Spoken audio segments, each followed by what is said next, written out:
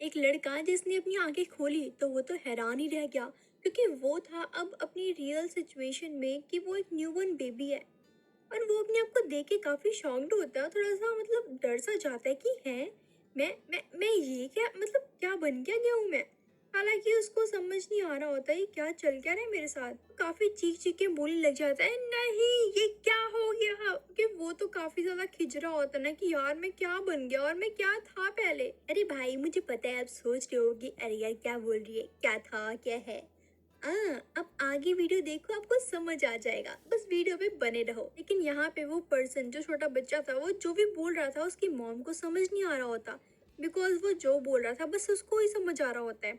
हालांकि उसकी मॉम को तो जैसे छोटे बच्चे की आवाज नहीं होती किलकारने की, वैसी आवाज आ रही होती है उसे। तो वो बड़े प्यार से पूछती है, क्या हुआ बच्चे क्या हुआ। एक तो वो न्यूबॉर्न बेबी है, तो उसको लग रहा होता है, उसकी मॉम को लग रहा होता है कि शायद ये मतलब भूखा है तो करके ऐसी हरकतें कर रहा है। तो वो उसको दूध पिलाने लग जाती है। उसके बाद उसको नहाने के लिए भी लेके जाया जाता है। वो पर्सन हालांकि वो अभी बच्चे वाली फॉर्म में है, लेकिन उसका दिमाग तो बड़ों वाला है ना।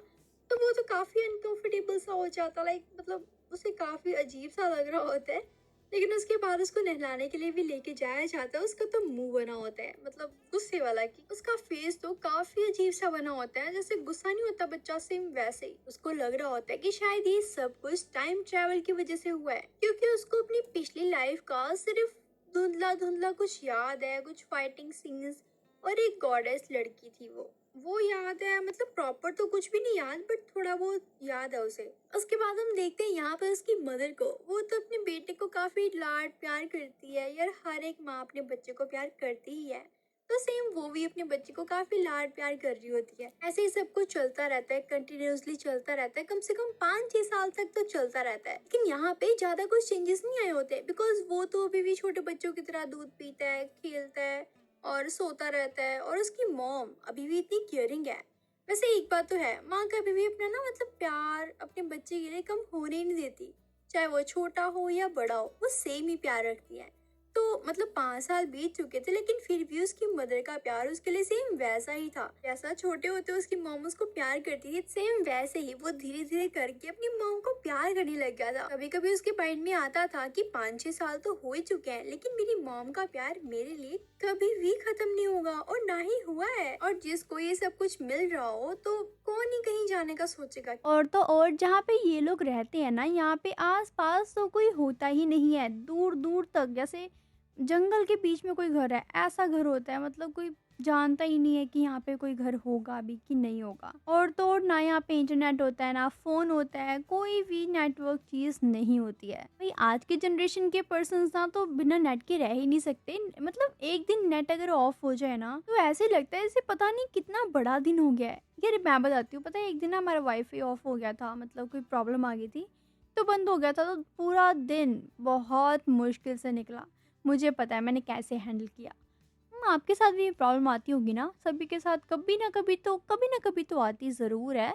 बट यार बिना नेट के मुझे नहीं लगता कि हम कुछ कर भी पाएँगे या ऐसा कुछ, क्योंकि हम सभी नेट के आदी हो चुके हैं। तो मुझे लगता है भाई जिस दिन अगर गलती से भी नेट ऑफ हो गया, मतलब 1 मंथ के लिए ऑफ हो गया ना भाई, लोग तो पागल हो जाएँगे पागल। हाँ, आपका क्या ख़्याल है? चलो यार हम अपनी कहानी में आते हैं, मैं तो कहीं और ही ले गई थी बातों को। तभी हम देखते हैं यहाँ पे एक पर्सन को जो कि काफ़ी ज़्यादा ओल्ड है, मतलब 30-31 ऐसी एज होगी उसकी।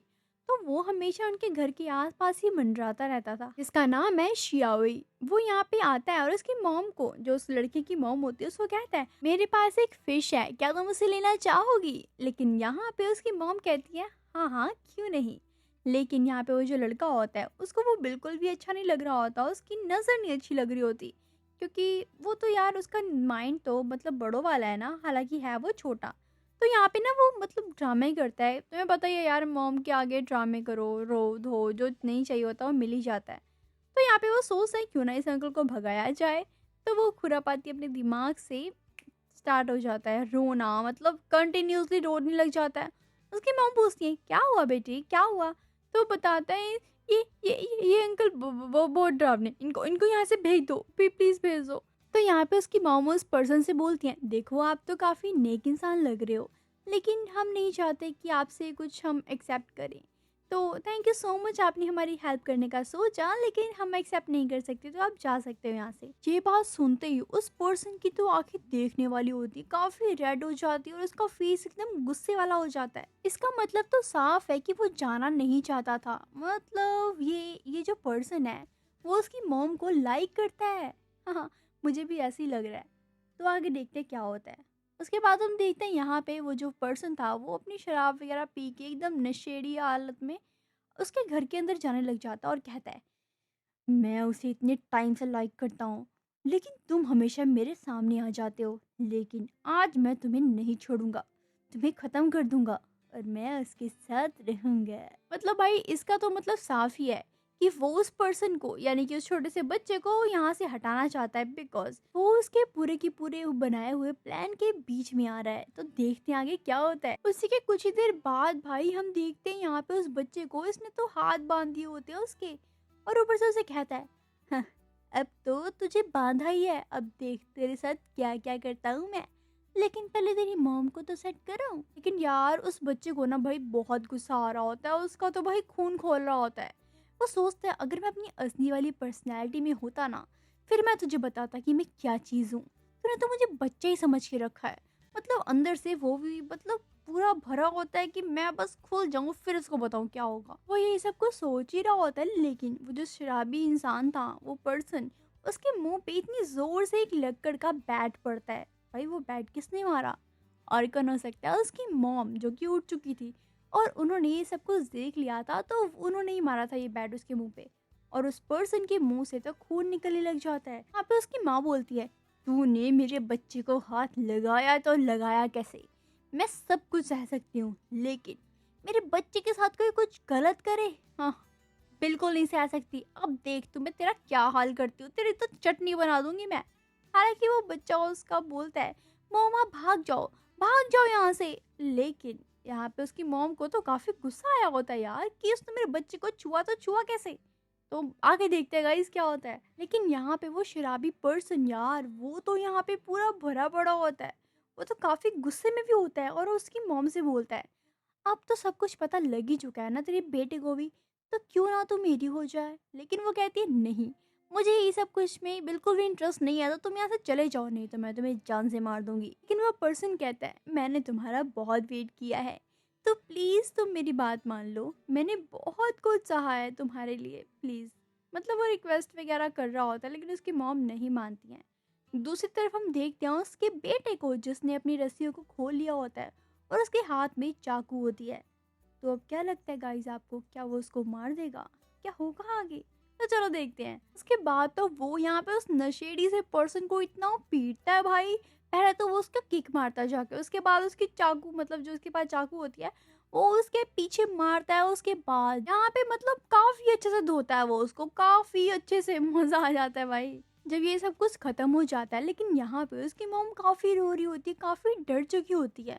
वो कहती है, मुझे मुझे तो लगा ही नहीं था कि हम बच भी पाएंगे।